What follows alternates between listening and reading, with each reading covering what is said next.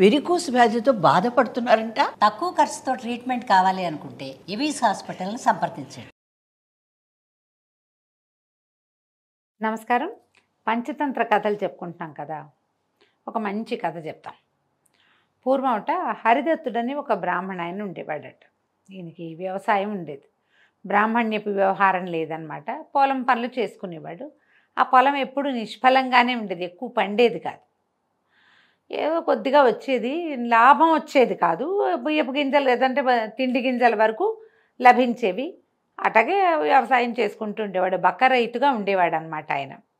అయితే ఒకనాటి వేసవి కాలం ఆయన పొలంలో పనిచేసి బాగా అలసిపోయాడు. ఈ పొలంలో పక్కన ఒక పెద్ద చెట్టు ఉందట.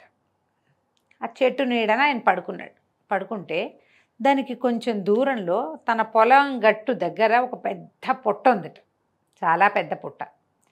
ఈయనటా పడుకుని చూస్తుంటే ఆ పుట్టలోంచి ఒక పెద్ద సర్పం, భయంకరమైనదట, ఇంత పెద్ద పడగ. ఆ పడగ విప్పి ఆ పుట్టలోంచి బయటకు వచ్చి అది ఇట్లా నిలబడి ఆడుతోందట. ఇట్లా ఆడుతుంటే ఆశ్చర్యపోయాడు.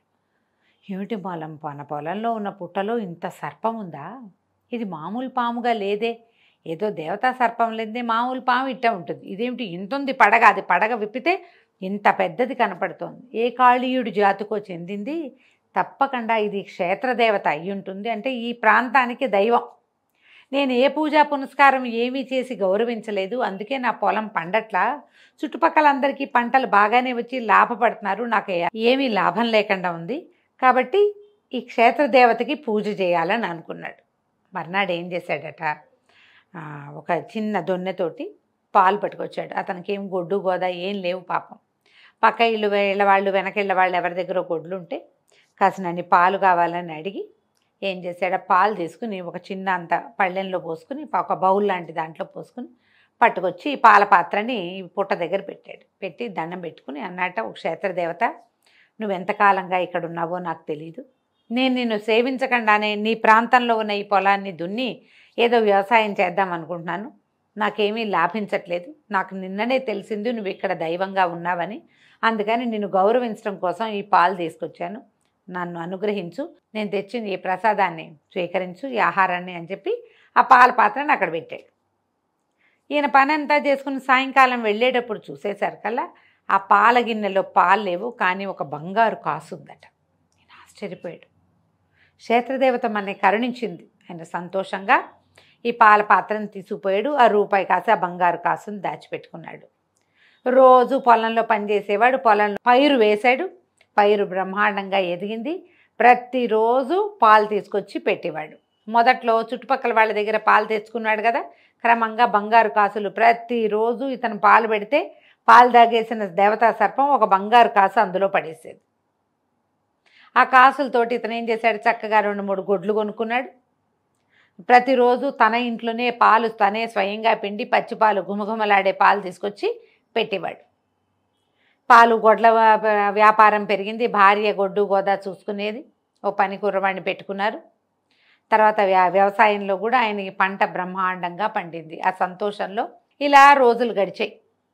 బ్రాహ్మణుడు కొంత ధనికుడు అయ్యాడు. ప్రతిరోజు మరి బంగారు కాసు వస్తుంది కదా, కాసులు బాగా చేరుతున్నాయి, గొడ్లు పెరిగినాయి, పొలం పండుతోంది. కొంతకాలం గడిచాక ఏమైందట, ఒకనాడు ఈయన ఏదో ఊరు వెళ్ళవలసి వచ్చింది. తప్పనిసరిగా వెళ్ళాలి, అంతకుముందు ఎప్పుడూ ప్రయాణం చేసిన వాడు కాదు. కానీ అప్పుడు ఏమనుకున్నాడు, మన క్షేత్రదేవతకి పాలెట్లాగా అని ఆలోచించి కుమారుణ్ణి పిలిచి, ఈ హరిదత్తుడు మిత్రదత్తుడు అనే తన కుమారుని పిలిచి, అబ్బాయి, మన పొలంలో క్షేత్రదేవత ఉంటుంది, దేవతా సర్పం, ప్రతిరోజు పాలు పట్టుకెళ్ళి పెట్టు అని చెప్పాడు. చెప్తే సరే కుర్రాడు సరేనన్నాడు. వాడు ఏం చేశాడు, పాలు పట్టుకుని తీసుకుపోయాడు. తీసుకెళ్తే పాలు తాగేసిన సర్పం బంగారు కాసు పడేసింది. సాయంకాలం చూస్తే ఆ గిన్నెలో కాసుంది. వీడు ఆశ్చర్యపోయాడు.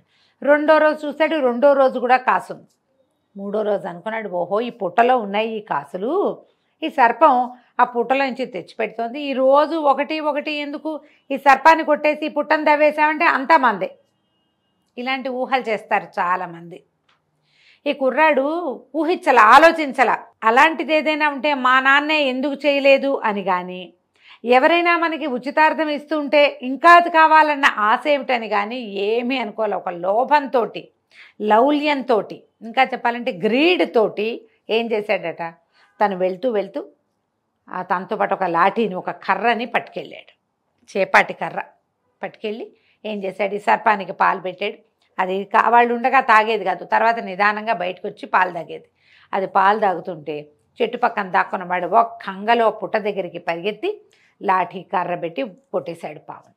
కొట్టేసేసరికల్లా ఆ దెబ్బ అదాటున ఏదో సుమారుగా తగిలింది, గట్టి దెబ్బ తగిలేసింది పావుకి. కానీ అది దేవతా సర్పం అవటం, ఇంత పెద్ద పడగుంది, దానికి అంత గట్టి దెబ్బ కాదు, అంటే ప్రాణం పోయే దెబ్బ కాదు, నొప్పి పెట్టే దెబ్బే. కానీ సర్పం తిరగబడిపోయి ఆ పాలను తోసేసి ఇంతెత్తున పడగ లేపి ఆ కుర్రాడిని కాటేసింది.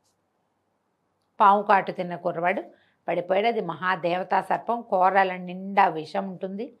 కొంతకాలంగా ఎప్పుడూ ఎవరిని కాటేయకుండా ఉండటంతో అమిత క్రోధంతో దెబ్బతిన్న కష్టంతో వేసిన కాట అయ్యేసరికల్లా కుర్రాడు కాస్త వెంటనే మరణించాడు. సర్పం లోపలికి వెళ్ళిపోయింది. పిల్లాడు ఎప్పటికీ రాలేదని తల్లి చుట్టుపక్కల వాళ్ళని కేకేస్తే 2-3 కలిసి వెళ్ళి పొలంలోకి చూస్తే ఏముంది, నురగలు కక్కుతూ కింద పడిపోయి ఉన్న కుర్రాడు కనిపించాడు. అయ్యో అయ్యో పాము కాట అందిందన్నారు, తీసుకెళ్లారు. తండ్రి వచ్చే లోపలే కుర్రవాడి అంత్యక్రియలు కూడా జరిగిపోయినాయి. ఊళ్ళో జనమంతా చెప్పారు, మీ దగ్గర పుట్ట ఉంది, ఆ పుట్టలో ఉన్న పాము పిల్లాడిని కాటేసింది, ఇదే జరిగింది అని అనేసరికల్లా తండ్రి వలవలా ఏడ్చడానికి అర్థమైంది, వీడేదో చేశాడు ఆ పావుని, అందుకే ఇలా జరిగింది, లేకపోతే జరగదు. ఎందుకంటే కొన్ని నెలలుగా, కొంతకాలంగా ప్రతిరోజు నేను పాలు పట్టుకెళ్ళి పెడుతుంటే సర్పం తల తిప్పి నన్ను చూడండి, పిల్లాడిని ఎందుకు కాటేస్తుంది, వీడు ఏం చేశాడు ఊహించాడు. అక్కడ కర్ర ఉంది అదని చెప్పారు కూడా ఒకళ్ళిద్దరు, అక్కడ కర్ర పడి ఉంది అని. మీ ఇంట్లో, మన ఇంట్లో ఉండవలసిన కర్ర పుట్ట దగ్గర ఉందంటే కొడుకే తీసుకెళ్ళాడనమాట.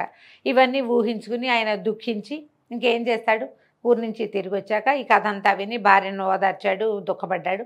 మర్నాడు పొద్దున యథావిధిగా దొన్నెలో పాలు పట్టుకుని పుట్ట దగ్గరికి వెళ్ళాడు. వెళ్ళి పాలు పెట్టి నమస్కారం చేశాడు.